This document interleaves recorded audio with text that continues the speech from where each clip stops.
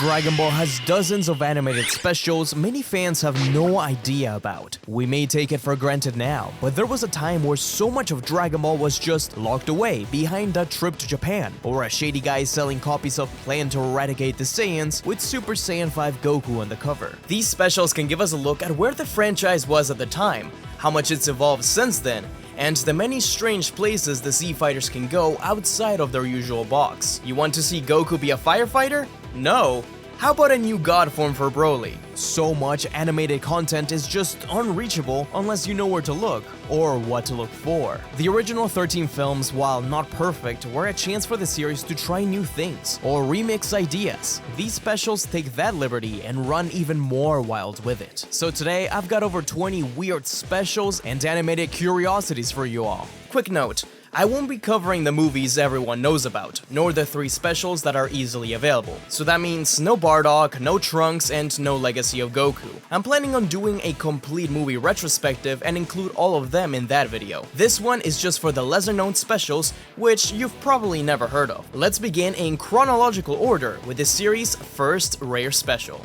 Back in 1988, 2 public service announcements were made using Dragon Ball characters to teach kids about fire and traffic safety. It's likely that they were shown in schools, and they serve as a quasi-sequel to the Dr. Slump safety episodes. You'll notice that although it features Goku and the others, the cities look a lot more like regular Japanese towns. Even when they go to West City, it does look like they are in Japan. Goku's fire brigade begins with a brother and a sister duo playing with fireworks while Goku trains in a park nearby. One of the fireworks nearly hits Goku, who stomps it out, while another catches a trash can on fire. Goku puts it out with water and warns the kids that fireworks aren't toys. They should be used under the supervision of adults, in open spaces, with water around and away from flammable objects. Goku reveals that he's part of the city's fire brigade. Then, fire engines rush nearby, manned by Roshi, Yamcha, and Krillin, who help put out a house fire. That night, the kids tell off their parents for many things Roshi warned them about, like smoking in bed. The next day, we see Bulma cooking at home, when an earthquake knocks a bottle of oil into a flame, causing a huge fire. The kids, who are on their way to school, call the fire department, with Goku and the others quickly arriving. Goku saves Bulma with the power pole and rushes inside to save her cat, putting out the fire and saving the day. It's really cool to see Goku and the others being a different type of hero, and at the end, we get a really cool rendition of Mystical Adventure sung by Mayumi Tanaka and Masako Nozawa.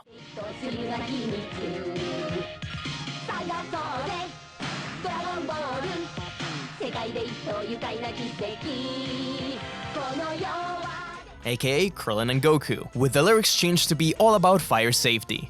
It's a weird special. I have to keep in mind that this kind of thing is for little kids. I mentioned that it takes place in Japan, so the world looks very different from the usual Dragon Ball. And it seems like this is a parallel universe where Goku's a firefighter first and a martial artist second. Which is curious, since the second PSA flips that, and makes Goku be the one to learn the lesson.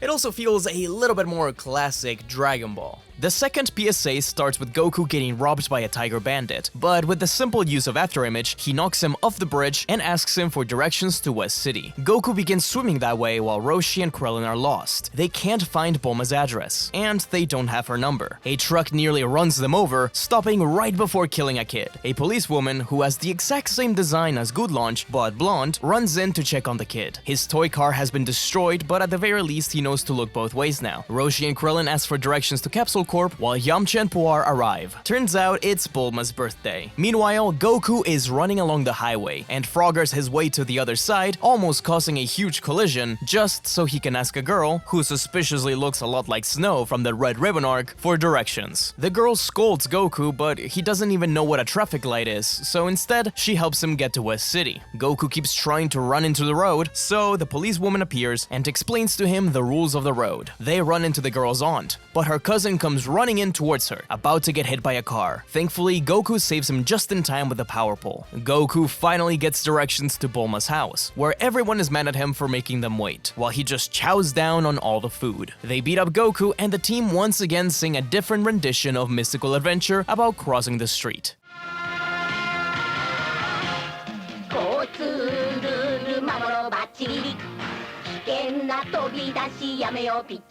It's silly, it's for little kids, but they're fun. Hopefully Goku did help prevent some accidents. These specials are worth it just to hear Goku and Krillin sing the theme. Come on Bandai, give us a Fire Brigade Goku in Sparking Zero. That's really how big of a phenomenon Dragon Ball was in Japan. They had Goku teaching kids about safety.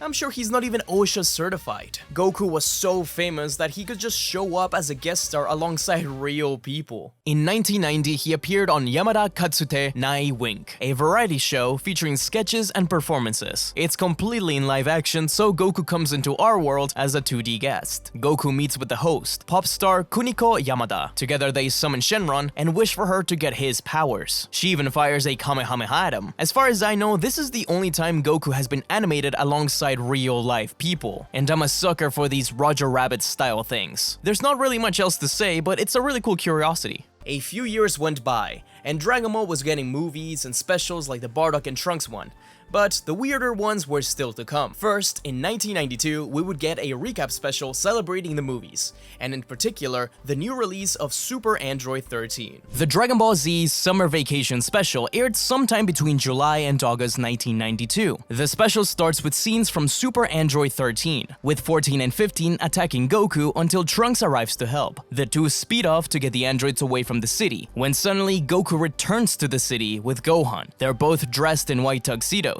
Goku's come here to announce that the clip we just saw is from his upcoming film, showing in theaters for a limited time. The two complain that they have to wear suits to host the TV special, as Chala Chala kicks in. The rest of the special is more or less the clip show of every Dragon Ball movie up to that point, starting with Curse of the Blood Rubies. What's funny is when Goku and Gohan have some commentary, like Gohan saying that he doesn't remember the events of Death Zone at all. Goku says that he was too little to remember, or Gohan asking if Goku has ever studied, which Goku denies, and Gohan responds that he's lucky to have been born at all. They get all the way to Cooler's revenge, and then just show more clips of their friends, Shenron, special attacks, etc. In the end, they spoil most of Super 13 by recapping the entire movie up until the android's transformation. Even Goku admits that he's said too much. The special ends with Goku bursting out of his suit, while Gohan's suit must be made out of Kachin, since he doesn't have enough power to break out of it yet. It's a pretty nothing burger special. I would have been pretty upset if I was in the middle of watching the Cell arc week to week,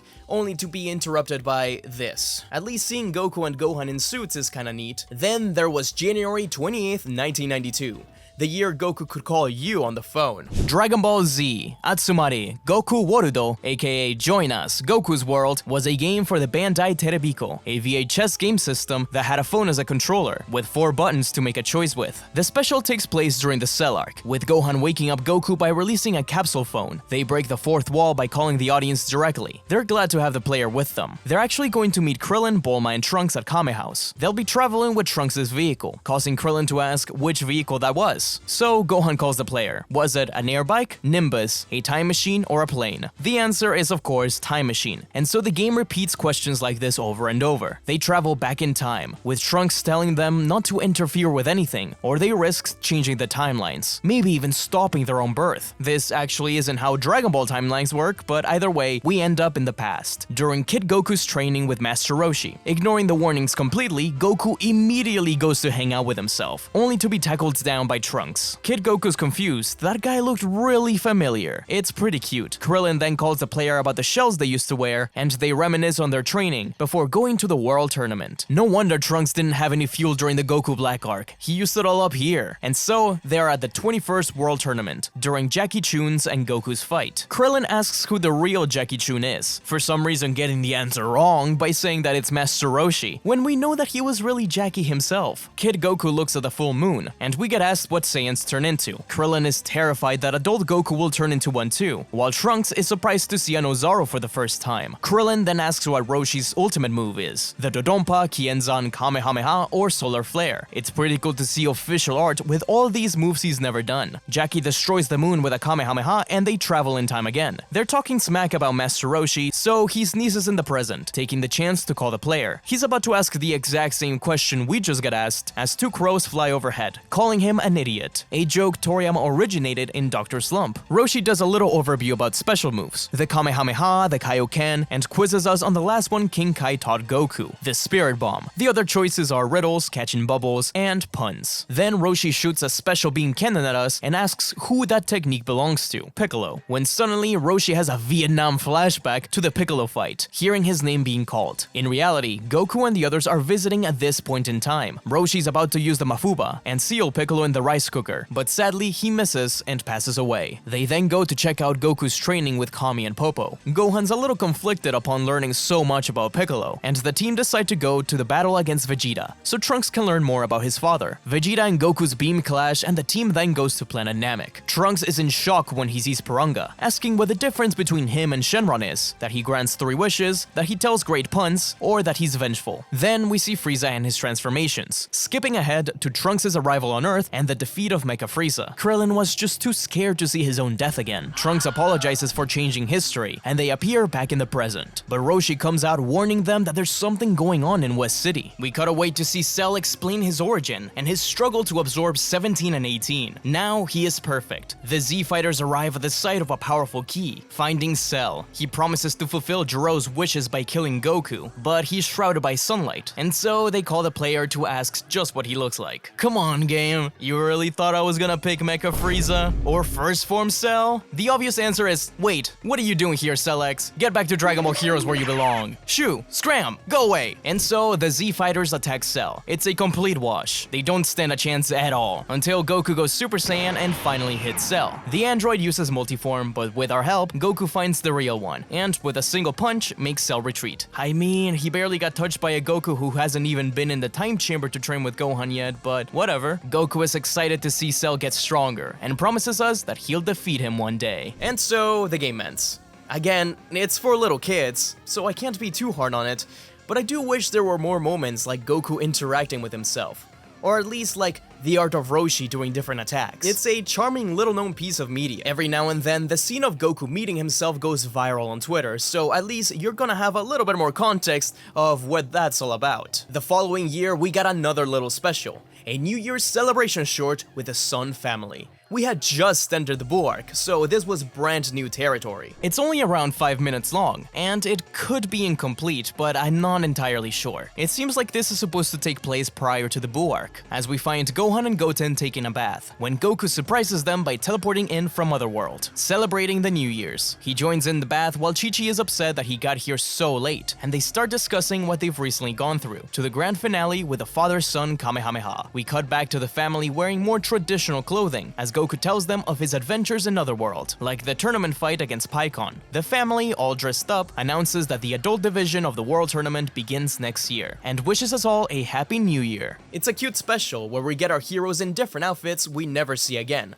Above that, it's treated as a moment in time where the Sun family could actually relax and just look back at their adventures, something I do appreciate. What sets this apart from the other recap special is that it's really short, so it's not like it's 40 minutes of things we've already seen. So we go from a recap special to something entirely original. On August 6, 1993, Dragon Ball Z Side Story, Plan to Eradicate the Saiyans was released. This was one of the few games trying to tell an original story, and along with it, a 2-part OVA video guide was made. Part 1 was released on July 23rd and Part 2 on August 25th, named as the Earth and Space chapters respectively. We open with a strange robot-like alien floating over some orbs, unleashing a set of mutants. He laughs as he says that he'll finally get revenge on the Saiyans for what they did to his people. Meanwhile, Gohan cuts down some firewood while Goku stretches. Gohan tells his father that the forest seems to be dying when Mr. Popo arrives. He tells them all about the Deathstron gas, a gas that weakens the fighters and threatens to destroy all life on Earth within 7 days. They leave to get Bulma's help, while Chi-Chi tells them that food is ready. Bulma and Dr. Briefs work together to investigate the gas, which doesn't really lead to anything. Meanwhile, Popo tells them where Dende found the Deathstron machines: Grand Apollo, West Desert, Poco Poco Volcano, and the Lands of Ice. Piccolo arrives to help as well, and suddenly 2 of the mutants appear. Goku can't even fire a Kamehameha because of the gas. They're forced to beat them up using pure melee strength. Then Goku heads to the Grand Apollo, finding the gas coming from a rock structure. It's being guarded by another mutant, and despite being right next to the gas, Goku keeps trying the Kamehameha. Eventually, Goku destroys the machine and the mutant, while Goku fights his own enemy in the desert. Gohan does beat him with a Kamehameha, so the gas is slowly weakening. He destroys the machine, and we go to Piccolo at the volcano. The mutant there has planted a bunch of landmines, not realizing that Piccolo can also fly, and so the mutant triggers all of the landmines trying to follow Piccolo and dies, destroyed along with the machine. The three heroes then head to the Lands of Ice, where they get completely surrounded. Thankfully, Vegeta and Trunks arrive to help and destroy the last machine, but Dende contacts them. As it turns out, there's one more in West City. They find it and Vegeta tries to destroy it, but it's being protected by not only a barrier, but 4 Ghost Warriors: Frieza, Cooler, Slug, and Turles. Isn't it weird that this is one of the only times we see Cooler and Frieza team up? The heroes realize that no matter what they do, they can't kill them. They just keep regenerating. King Kai tells Goku that none of the villains are real, they're all Ghost Warriors. So Goku reveals this to the enemies, and for some reason, that makes them killable. It doesn't really make much sense. King Kai tells them that they won't be able to destroy the last machine unless they defeat its creator, Dr. Raichi. So they take a capsule ship up to the Dark Planet. As it turns out, Dr. Raichi was a Tuffle. Long ago, the Saiyans crash-landed on Planet Plant, and the Tuffle natives welcomed them with open arms. They lived there together peacefully for years, but the Saiyans eventually killed all their neighbors savagely. Now Raichi swears revenge. As you probably noticed, this story is very similar to the baby arc from Dragon Ball GT. They definitely took inspiration from this. The team must now head out to the Dark Planet in order to stop Dr. Raichi. They fly the capsule ship through a lightning storm that nearly tears them apart. Here, in the original game, you're supposed to go to many different planets, but we skip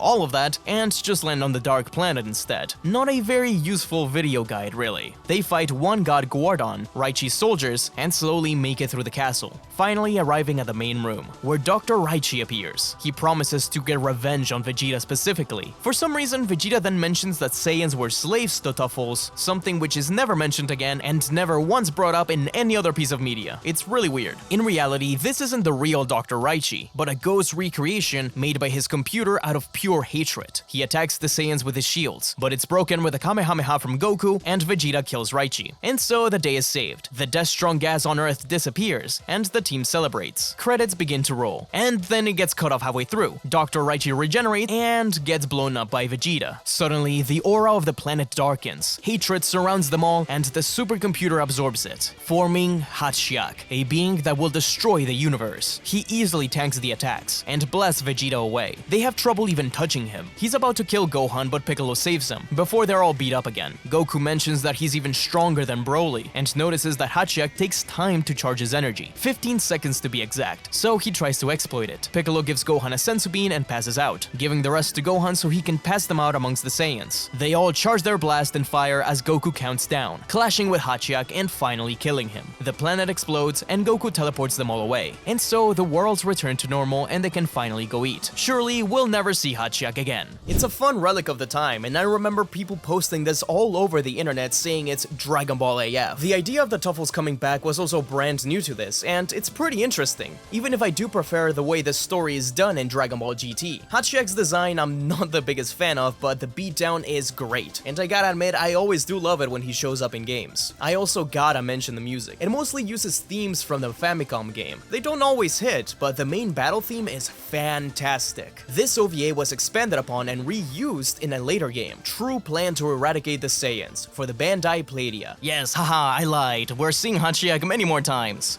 Released in December 1994, this game expands on the original OVA by giving you different paths and options. You venture into the pyramids with Gohan, you can find cameos from Oolong, Yajirobe, Tao Pai Pai, etc. You can try and solve problems a bit differently, like having Piccolo take the Bancho fan to the volcano, and unlike the original, when you defeat the Ghost Warriors, the last machine gets destroyed and the game ends. It gives you a proper conclusion, sort of. But the second game begins with the discovery of a final death-strong gas machine in the Earth's core. So the team has to go out into space to stop Raichi. In this version, you actually get to visit the other planets. You have a chance to go to 3 specifically, and depending on what you do there, you get different endings. King Kai tells Goku about a stone guardian that can help him out, and you can find one in each planet. You can go to a water planet where you find a tower similar to Korin's. In this one, he tells Goku to get a ring from a sea monster. Goku does just that, and a small creature shows up, asking to trade a senzu bean for something. He can give you a seal, which you can use later on to stop Hachiak. You can then take the monster's baby back back to her and choose whether to give her a senzu bean or not. The second planet you can go to is actually a destroyed ship that looks exactly like the Galactic Patrol, so I'm sure Toyotaro took inspiration. Another Stone Guardian is there, giving Goku a vacuum to suck up all the evil from Dr. Raichi. A salesman appears and asks Goku if he wants to trade something. You can give him a senzu bean in exchange for some random trash, or at least what looks like random trash. Finally, there's a world with a giant tower. The Stone Guardian appears, and Goku finds a fairy stuck in a crystal ball. Goku frees her, but she tries to steal your senzu beans. You can either let her go, in which case she just throws back the bag of senzu beans, because ew, beans, or you can stop her, giving her a senzu bean yourself so she recovers her energy. She leaves anyways, but she can help you later on. Each one of these planets can give you a different ending. And so the Z fighters go to the Dark Planet, fighting many more God Guardons. During the Dr. Raichi fight, the seal from the water creature can stop Raichi from regenerating. Hachiya can also turn giant, but with the help of the fairy, you can go inside the monster and blow him up. Hachiya can also multiply himself, but if you got the mirror from the salesman, then you can use it to find the real one and destroy him. Finally, Hachiya can transform into a super form, to which Goku will use the Spirit Bomb to defeat him, getting energy from all those you helped along the way, like the Sea Monster Mom. If you fail too many times though, you can also get a bad ending where all the Z fighters die. I really do prefer this version. We see Goku and the others in scenarios we would otherwise never see them in. Plus, we get cameos from established characters as well as brand new ones. Though that Super Hachiya is something else. I am going in release order, but I want to break that just this once, because Plan to Eradicate the Saiyans got another remake on November 11th, 2010. Plan to Eradicate the Super Saiyans. This version was included in Raging Blast 2, and it cuts a lot from the original. We open with the origin of the Tuffles, and Bulma is the one that discovers the Death Strong gas machines instead. There's not 5 of them like in the original, instead there's just the one in the city. Vegeta knows right away that it's the Tuffles behind it for some reason. They fight the Ghost Warriors, but it's not that they're unbeatable because they don't know they're Ghost Warriors. Instead, the Z fighters are just too powered down from the Death Strong gas. So Bulma appears. She invented an antidote which powers up our heroes and defeats the bad guys. So that fixes that weird plot point of the original. The heroes then appear at the Dark Planet and one-shot Dr. Raichi. Hachiya then appears. The fight is pretty much the same, but Piccolo doesn't get taken out. Instead, he joins in the blast attack. They teleport back, and Goku gets yelled at by Chi-Chi for being late to dinner. I like this special alright as a curiosity, but I think it lacks some of the mystery and charm of the original. That 90s art style did a lot for it, but I will admit, I love the way this Hachiya looks. Now, let's get back to 1994, where Goku had a small crossover. Once again, Goku is celebrating the New Year's, but this time he isn't alone. He's come down from Otherworld, accompanied by Maruko from Chibi Maruko-chan, one of the longest running anime in Japan. It's still going actually, with over 1,000 episodes or something. This short crossover was made for a showing of the first Cooler movie, Super 13, and a Maruko-chan film. It's pretty cute, especially knowing that the author of Chibi Maruko-chan, Momoko Sakura, was a big fan of Akira Toriyama. They even send letters and art to each other. They are really sweet. The next special is probably the single weirdest one, and maybe the most obscure. This is Hyper Anime Dragon Ball, shown in 1993 for the World of Akira Toriyama exhibition. This animation combined new and reused 2D animation, along with what I assume was at the time state-of-the-art CGI. This makes for a trip. It feels more like someone attempting to make a grunge art piece instead of just a Dragon Ball video. I don't even really know how to describe it, so just watch the first few seconds.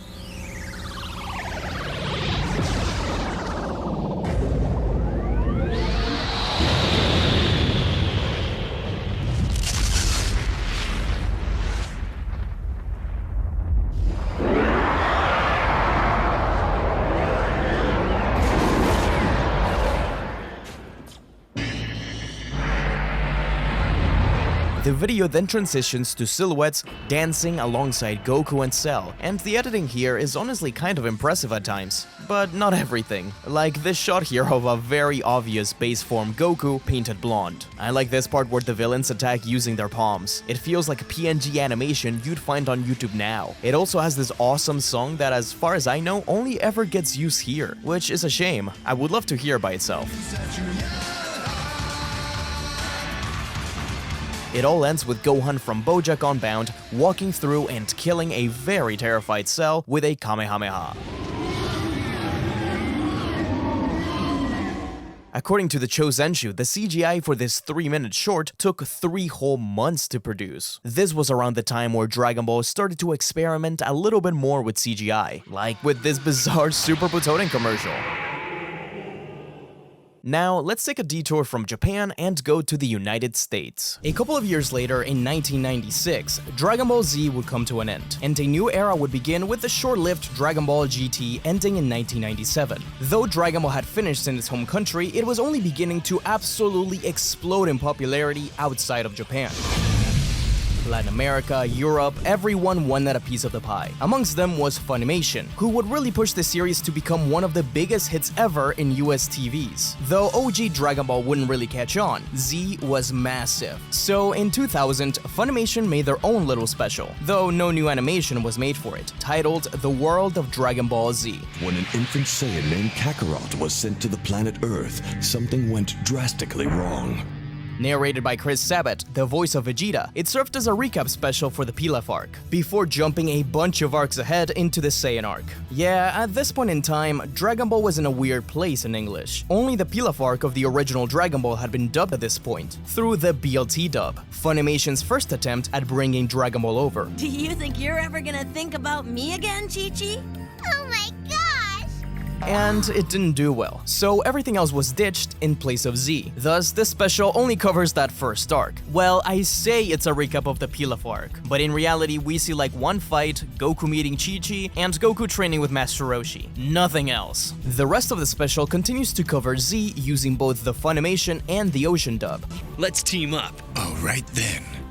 Let's consider it done. From the Raditz encounter, the Frieza fight, all the way to the arrival of Trunks. The Cell arc wouldn't be dubbed for another few years, so this is where we stopped. The special was packed in with the Android arc DVDs, as well as the Trunks and Bardock TV specials. It's an interesting look at where Dragon Ball was in the States way back in 2000, but it wouldn't be the last time Funimation would make a recap of the show. Find out in the upcoming episodes of Dragon Ball Z. 3 years later, in 2003, we would get Dragon Ball GT, but Funimation had no faith in those first 16 Black Star arc episodes. Enter a grand problem. This is both the first and the 16th 0.5 episode of GT. See, Funimation wanted to jump straight into the baby arc, so instead of airing the first saga as normal, it was instead crushed down into a single episode. It's technically not as special, but it's such a weird anomaly that doesn't really fit anywhere. I really don't know what else to call it, as Goku recalling how he got into this situation on planet M2. And to think all this is because of one selfish wish. So we go back to the start of Dragon Ball GT with Oops training at the lookout. The first 10 minutes are more or less just the first episode of GT, with Goku getting turned into a kid and all. We then go back to the present, where Pan is facing the Sigma Force, and she begins reminiscing. We see the GT team going into space to stop Earth from being destroyed, landing on the first planet where they find Giru. We then get the implication that they collected the Dragon Balls because we don't actually see any of it, and instead just jump ahead to Planet M2, before everything went down. I can't imagine watching this and being able to follow along. It's so weird. Who are these villains? There's no real introduction to any concept here. Those 16 episodes aren't the greatest, but I'm sure there was a better way to do this. Anyways, Goku and Trunks get captured, catching up to the present, and the episode ends on a cliffhanger.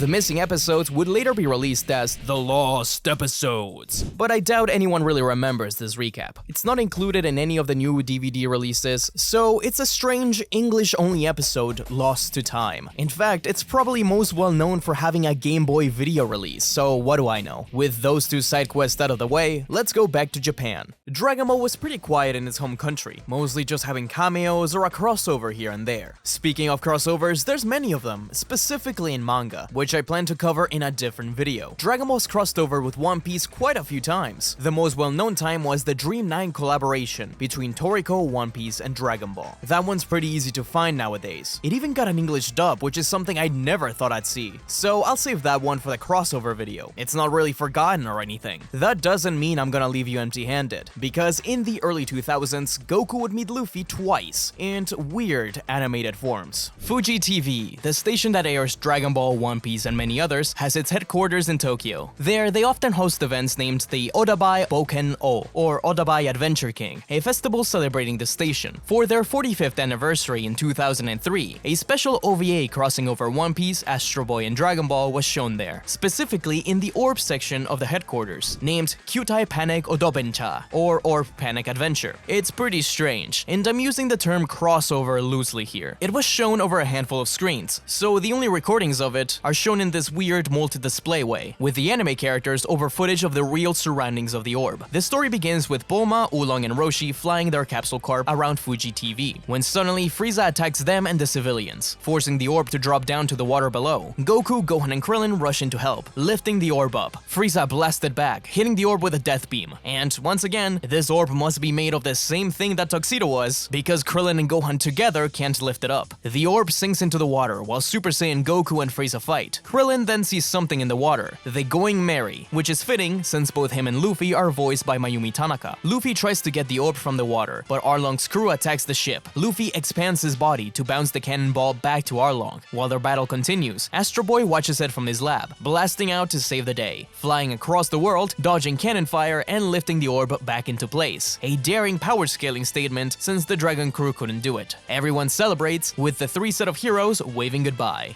This is what I mean by crossover in the loosest sense of the word, since they never really interact with each other.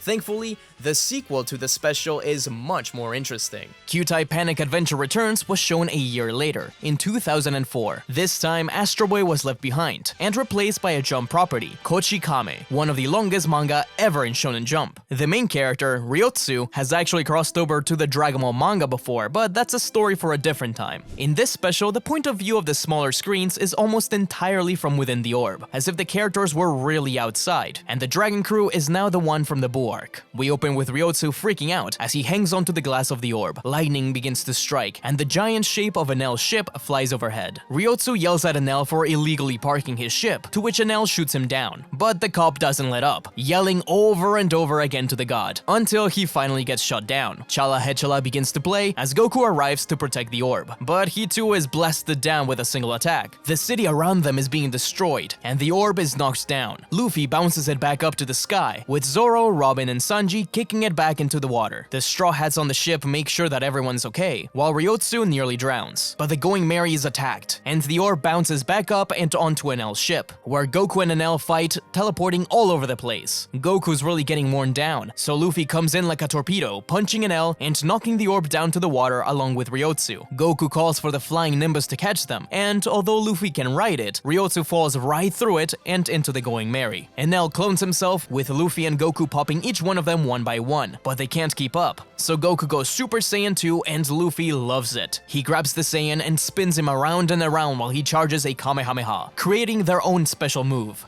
the Gomu Gomu no Kamehameha, destroying Enel and all the clones. Chopper laments the destruction of the city, but Goku says that they've gathered the Dragon Balls just for this occasion. Goten, Trunks, Bulma, Piccolo, Krillin, 18, and Gohan, who is in his Kai outfit, show up with all 7. Together, they summon Shenron. He appears within the orb itself as an animatronic. Nami and Ryotsu want to wish for money, but everyone gives him the stink eye. So Chopper wishes for everything to be returned to normal, and the special ends with Shenron breathing fire. Honestly, it's been a year since I've watched these two, and I forgot how much fun the second one is. The Dragon Ball characters also look really nice in this art style, and it's great to see Gohan in an outfit we rarely see him in. I can only imagine what it was like to actually be in that room, being surprised by Shenron entering the room and all those heroes together. But let's move on to 2007. With another guest appearance of Goku, but this time as a host. The Japan Hero Awards, Who is the Strongest Hero, was part of a 3-hour special giving awards to historical figures. Aired on April 7th, 2007. 10 minutes of the show were allocated to a small animated segment, a tournament to decide who the strongest hero is being held, with Miyake Masaharu, a Japanese sports announcer, saying that they have a special guest. Mystical adventure begins to play as Goku arrives on the flying Nimbus. He's excited to see who he has to fight, but he's actually actually been invited as an announcer, not a fighter. Regardless, Goku is excited to see so many powerful people. The Japanese historical figures are all drawn in that classic Dragon Ball style, and the original Japanese Dragon Ball soundtrack is used. The first fight involves Masashibo Benkei, Japan's most famous warrior monk, voiced by Ryosabaru Otomo, aka Shenron, versus the queen of the Yama Kingdom, Himiko, the shamaness queen of the ancient Yayoi people. She is voiced by Miki Ito, Android 18. It's awesome to see the World Tournament in such a different style. I really love the way it looks. The fighters all have special techniques just like in Dragon Ball, and the stylization is really cool. The announcer mentions that all these superhuman moves are based on historical documents, to which Goku says he should have brought Gohan along. Despite having the advantage at first, Himiko gets knocked out. The next match features Prince Shotoku Taishi, whom Goku recognizes from the Japanese money. He was both a prince and an author, responsible for Japan's first constitution and the widespread adoption of Buddhism in Japan. He is voiced by Broly, Bin Shimada. Amakusa Shido, a Japanese Catholic missionary and leader of the Shimabara Rebellion, who died at just 17 years old, enters the ring. You may notice his similarities to Trunks, which is fitting since they share a voice actor in Takeshi Kusao. Goku's surprised to see someone so young fighting, reminding him of the first time he entered the tournament. Amakusa Shido mocks his opponent by speaking languages he can't understand, but Shotoku expands his ears to hear everyone in the world talking and understand said languages. He was famous for being able to listen to 12 people at once. Goku realizes he should probably train his hearing. In the end, Shido shows off by running on water, but Shotoku flies overhead and drowns him. Goku's impressed, saying that even Piccolo and Vegeta would have trouble against these guys, which I'm gonna take as him implying that he would wash them. He also advertises the Dragon Box DVD coming that month. The final fight is between Musashibo Benkei versus Shotoku Taishi. Taishi teleports around the place, but seems to have lost once Benkei crushes him. Everyone is sure Taishi lost, when he suddenly appears from the sky like a slithering snake. This is actually his spirit, as it was said that he could move outside his own body. Benkei gets his shin kicked, and as they say, Benkei no Nakidokoro, meaning a spot so painful that even a man as powerful as Benkei cries out in pain. Benkei dies, though he remains standing tall even in defeat, which was part of his lore. This minimalist art style for Dragon Ball was a breath of fresh air for 2007. A look at what a new Dragon Ball series could potentially look like. There's some really cool stuff here, even if it is simple and Goku just had a few lines. I had to do a lot of research to understand things, but every one of their attacks is a reference to the lore of the historical figure. The final fight is also really cool, and I wouldn't mind if Dragon Ball got smaller animations like this every now and then. That wasn't the only time Dragon Ball would tackle the history of Japan, but that won't be for another few years.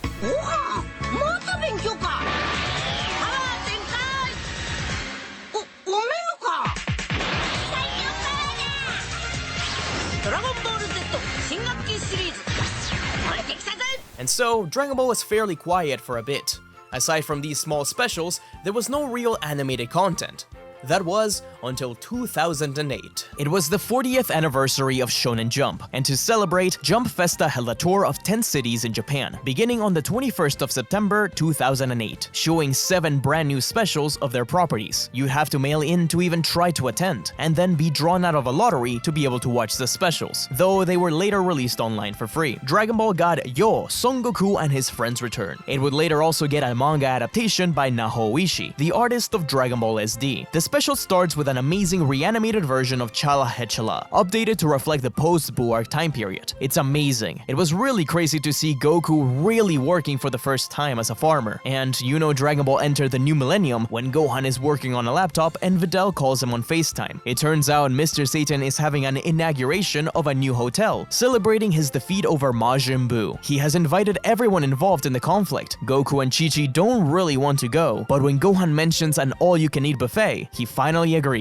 The next day, they're all picked up by Videl. Everyone is here. Even Launch. When was the last time she was in something? Goku and Vegeta get ready to fight when they see each other, but they're a little too hungry, so instead they debate who's going to eat the most. Meanwhile, in the city, 2 battle pods crash. A Saiyan and a small alien. The Z-Fighter sense something is wrong, and go check it out. Surprised to not only hear that Vegeta knows the Saiyan's name, Tarble, but that he's also his long-lost brother. He's come here begging Vegeta to help him defeat Abo and Kado, two Frieza Force soldiers who have been terrorizing his planet and are now as strong as Frieza. Goku wants to fight, but Tarble doesn't believe he's strong enough, so he checks his scouter. Goku transforms into a Super Saiyan and the scouter explodes. Tarble realizes that he was telling the truth, and everyone wants to fight. In order to decide who will, they teleport to Goku's home, pulling out radishes. Whoever pulls the longest will get to fight. Tarble also introduces his wife, Gure, to his family. Trunks is the one that ends up winning, and they teleport back just in time for Abo and Kado to land. Goku asks Vegeta if Goten can fight as well, since there's two of them, and Vegeta says no. So Goku lies to Goten and he goes to fight. Together, the kids show off just how powerful Saiyans have become as they bounce the villain around. It seems really easy for them until the soldiers clone themselves and start beating them up. Gohan coaches them little by little, and through sensing ki, they beat down the villain. But it's not over yet. Abo and Kado fuse into Aka, and the kids are forced to use Gotenks. He shows off his admiration for the other fighters by using Yamcha's Wolfang Fist and Tien's Super Volleyball attack. It's worth noting that Tien himself doesn't appear in the special. His original voice actor, Hirotaka Susooki, had died just a few years prior in 2006, though he does appear in the manga and the cover. It seems like Gotenks is about to win, but Aka begins destroying everything. Piccolo deflects blasts with a special beam cannon. Krillin cuts a giant orb section of the hotel in half so he can protect the others, and Yamcha saves Bulma, Puar, and Oolong with a spirit ball. Goku and Vegeta rush at Aka to finish him off, but Goku distracts Vegeta by pointing at the audience. There's this really cool section where Goku's Super Saiyan is color blue, predicting Dragon Ball Super and defeating Aka with a Kamehameha. The heroes get to have a meal and celebrate. Even Abo and Kado have calmed down and are enjoying the radishes. This is my absolute favorite of these specials. It's small scale, but it meant so much to get a new animated story for the first time in years. The animation is some of my favorite, though it's still Tadayoshi Yamamuro's art style. The simple shading and designs make everyone pop a little more, and the colors are really vibrant. They all look great, and although the new characters are really nothing special, they do add to the lore. Plus, it was a chance to see a piece of the Frieza saga in this modern time. The ending theme, Orange Hero, is also super underrated, and I love the way it takes us through the Sun family history. This seems to be what sparked the flame in the new era for Dragon Ball, though that flame would remain small for a little bit, only getting a few things here and there. We may take it for granted now with so many Dragon Ball things coming out, but at the time it really was special to revisit the Dragon World. And so began the Dragon Ball SSSS project, which stands for Saikyo Super Saiyan Secret. This project was meant to take new steps into Dragon Ball's future, which resulted in two OVAs, episode of Bardock and the previously mentioned plan to eradicate the Super Saiyans. Just like Yo Son Goku, the episode of Bardock would get a manga adaptation by Naho Oishi. This one was a little bit more unique than the others. Not only was this the first story with Bardock ever since the release of the original special, but the villain of the story was designed by Toriyama himself, Lord Chilled, an ancestor of Frieza. We begin in an alternate version of the end of Planet Vegeta. Bardock is being deathballed by Frieza, surely angry at the Saiyans because he keeps losing to Great Ape Vegeta in Sparking Zero. But instead of dying like normal, Bardock wakes up. This is a strange world, with red skies just like Planet Vegeta. He has been found by Ipana and Barry, the father and son duo also designed by Toriyama. Ipana is the village doctor, who has been healing Bardock with a special medicine that is implied to be the same liquid as the one inside the healing chamber. Bardock realizes that he is in the past. Suddenly, a spaceship similar to Frieza's crashes down, and space pirates begin attacking the village. Bardock beats them up, but before the villagers can thank him, he flies off and hides out in a cave. Barry had followed Bardock, bringing him food and medicine, but Bardock wanted nothing to do with him and yelled at him to go away. The next day, Barry comes back with some more food to see that Bardock has eaten everything, so he continues to do so. Bardock even shares bread with him, and he introduces himself. Meanwhile, in space, Lord Chill decides to investigate the disappearance of the soldiers and kill whoever dared defy him. The gang of pirates pose as the Galactic Patrol, asking about the soldiers and finding out about the Saiyan. Barry runs to Bardock to warn him about them, begging him to save the villagers. Bardock remembers his lost friends and the villagers' kindness, so he flies over. The village is already in flames. Chilled now wants the healing ointment. Bardock quickly kills Chilled's men, or like one of them, I don't know what happens to the rest of them, and when the Cold Clan member removes his hood, Bardock instantly attacks, remembering Frieza's face. But Bardock is still weaker, continuing to call out Frieza's name, and realizing that this guy must be his ancestor. Chilled is about to kill Bardock but attacks Barry instead. This is what makes Bardock snap. He's had enough, angry at himself for letting his friends Planet Vegeta and Barry get hurt. Bardock explodes in power, transforming into a Super Saiyan, the first Super Saiyan in history according to this reality. Bardock can tank all of Chill's attacks, declaring himself as just a mere Saiyan and beating down the pirate. The two clash blast, and Chilled is defeated. Planet Plant is safe, with the space pirates retreating, putting Chilled on life support. In his dying breath, Chilled tells his men to warn his family about the Golden Saiyans, while Bardock walks off into the sunset. This special doesn't make much sense, but I can't deny that Super Saiyan Bardock rocks. The battle is also really cool. This also may be a hot take, but I love Chill's designs, as goofy as it is. Bardock's characterization here is also interesting, making him nicer, but not going all the way like Super does. This special probably has the most lasting impact out of all the ones I've mentioned, since Super Saiyan Bardock is in like every game. Weirdly enough, he's not in Sparking Zero, is he? I really hope they add him eventually. One of the strangest things about this special is that the only way to legally watch this in the West is in Dragon Ball Z for Connect. This special was included there, and it was the first time we saw Super Saiyan Bardock in a game here. And so, with those 3 animated specials, Dragon Ball had firmly begun a brand new era. Dragon Ball Z Kai was bringing in new fans, and Toei Animation knew it was time to take the next step forward. Battle of Gods was just the shot in the arm Dragon Ball needed to start this new stage in full force. Nearly a year after the film was released, on March 22nd, 2014, the film would be broadcast on TV with a new extended edition. I wasn't sure if to include this, since this extended cut of Battle of Gods seems to be the version most people watch nowadays. But I am gonna talk about the special edition of Resurrection F later on, so it would have been weird not to include this. This extended edition of the film includes a brand new intro, recapping the events of Dragon Ball, from the beginning to the defeat of Buu. There's new scenes, like King Kai driving Goku around as he explains who Beerus is, a scene where Mr. Satan meets Dr. Briefs and admires how rich he is, Goku realizing he forgot Bulma's birthday, Bulma's party is today and I totally forgot!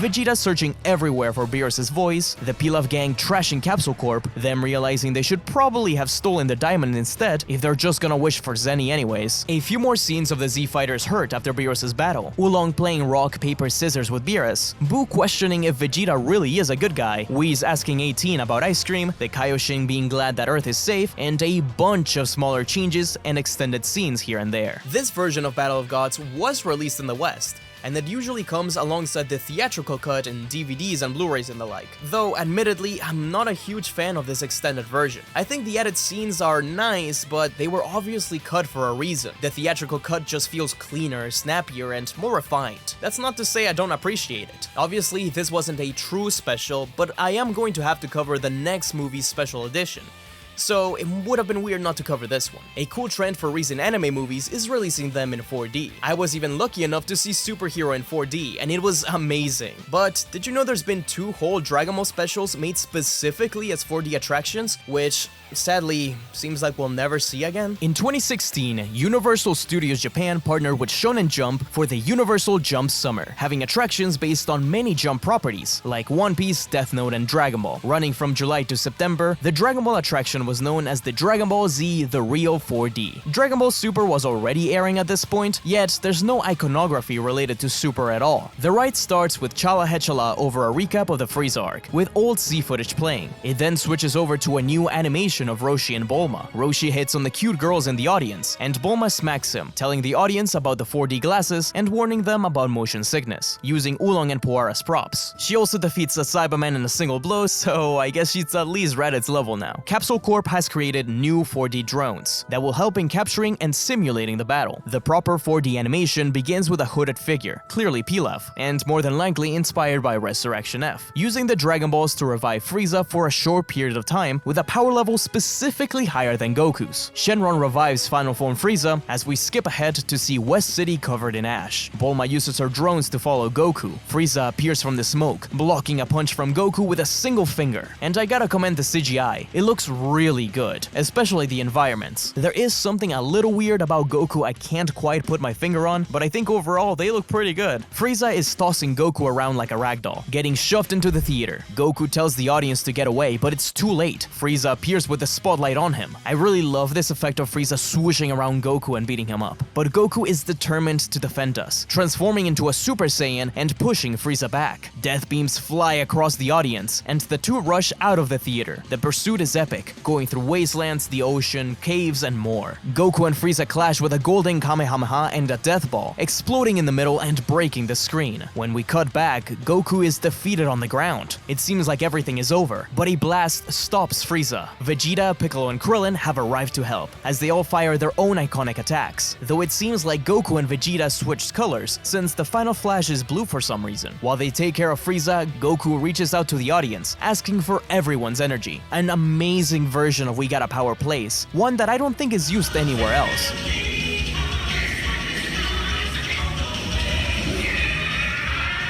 And the Spirit Bomb is ready. Finally, Frieza is disintegrated and Vegeta stuck cleaning the mess, collecting the destroyed drones. But the world, and Universal Studios Japan, is at peace once more. I'm sure it must have been a lot of fun to experience this. We will likely never get them in any official capacity again, which is a true shame. I think the CGI overall looks pretty good, though there's something particular about Goku that looks a little bit off. The action's also really cool, like a more modern version of what Dragon Ball feels like. But this isn't the only time Dragon Ball was seen at Universal Studios.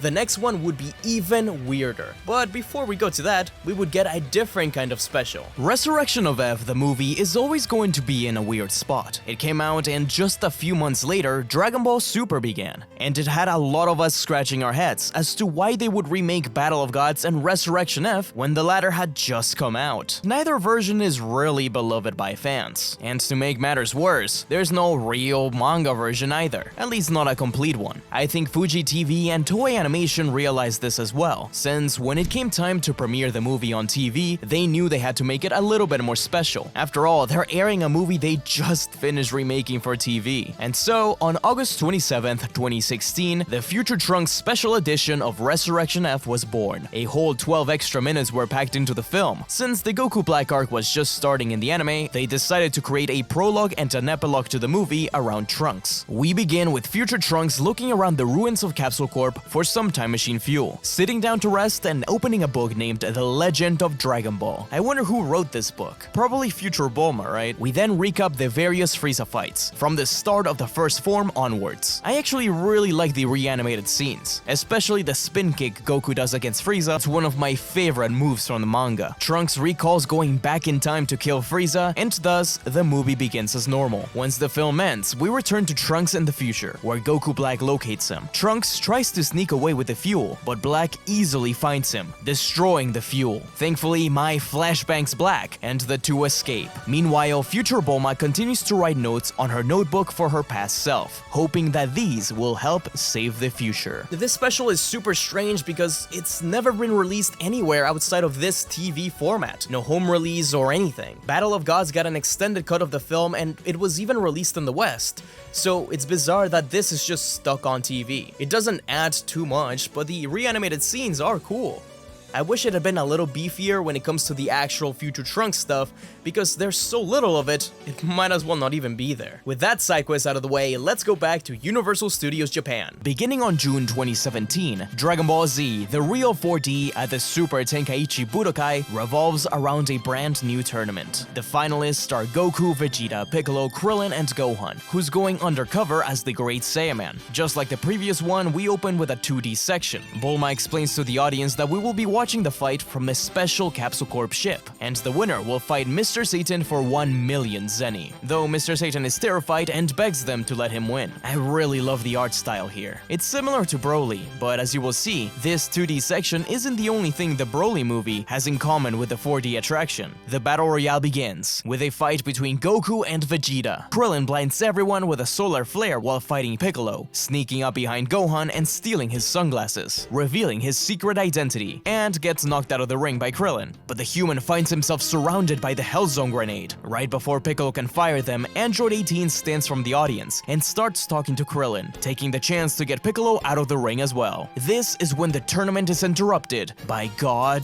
Broly. Yeah, despite already taking place in Dragon Ball Super, since Goku and Vegeta have blue, this special uses a brand new version of Z Broly, with his very own Super Saiyan God state. This is a whole year plus before Broly would become canon again in Super. Sadly, all the footage for this special I can find is really low quality, but Broly knocks all the fighters and the Capsule Corp ship away. Vegeta Blue protects Bulma and the ship. When Broly gets a hold of Goku and explodes his power, the ship comes crashing down, but Bulma summons Shenron to, I'm actually not sure what the wish is. Maybe it's to restore Goku's power, or to give him the ability to do the following technique. Goku asks for everyone's help as he tries this new move, the God Fusion. No, he doesn't fuse with Vegeta or anything like that. He's fusing with us, the audience. Goku points his fingers up to the screen, as do we, fusing into this God Fusion. He looks very similar to Gogeta Blue, but his Super Saiyan Blue hair also seems to have black parts to it, kinda like Gotenks' hair. The camera switches to be first person as we clash with Broly. Broly's about to fire his ki ball, but we all help with the Kamehameha. It's amazing to see the whole theater shaking and lighting up. We really are firing that blast. And so Broly is defeated for the 4th time and we defuse. I absolutely love this 4D special. It has really nice 2D animation.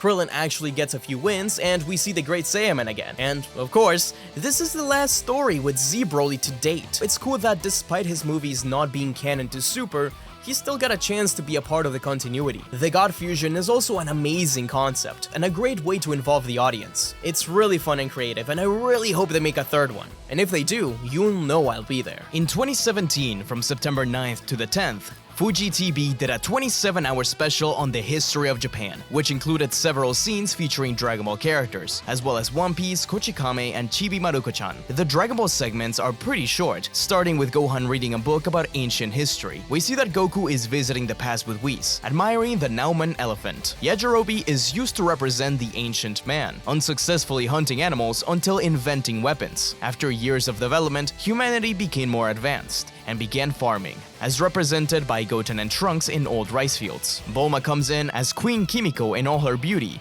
to bless the next batch of crops. We then see Goku and Whis flying, as Whis holds a scroll containing the story of Oda Nobunaga. This is all represented by Vegeta as the great unifier of Japan. He was ultimately betrayed by his retainer, Akechi Mitsuhide, who is represented by Frieza. Goku and Whis are then seen eating when Roshi appears on horseback, representing Hideyoshi Toyotomi, the second great unifier of Japan. The battle between Tokugawa Ieyasu and Ishida Mitsunari is represented by Master Korin and Mr. Satan. As far as I can tell, that was all that was made for the Dragon Ball sections of the broadcast. Though it's already hard enough to find as is, so I wouldn't be surprised if there was something missing. Through making this video, I've learned a lot more about Japanese history than I ever thought I would. But it is pretty interesting. Teaching kids history through Dragon Ball characters is a clever idea. The next special is a strange case. Technically, Dragon Ball Super has one TV special, though if you didn't catch it on TV when it aired, you probably wouldn't know about it. This is the ultimate battle in all the universes, Son Goku vs Jiren. Aired on October 8th, 2017, it combined episodes 109 and 110 into a single 45-minute special. There's not many differences between this and the actual episodes you can watch on Crunchyroll, but it was advertised along a One Piece special as a big deal, and it honestly kinda was. After all, Goku unlocks Ultra Instinct for the first time, and we get our first listen to the insert song Ultimate Battle. I also love this promotional piece drawn for the event. The biggest differences are the Grand Priest protecting the two Zeno, more shots of the Z fighters reacting to the Spirit Bomb, and Jiren struggling more against the Spirit Bomb. Before we move on to the next one, I also want to mention a strange cameo from Kiyoshi Hikawa, the singer of Limit Break X Survivor, during the original airing of episode 115. He just shows up to announce that the battle between Goku and Kefla is the ultimate Saiyan showdown. He even got his own heroes card.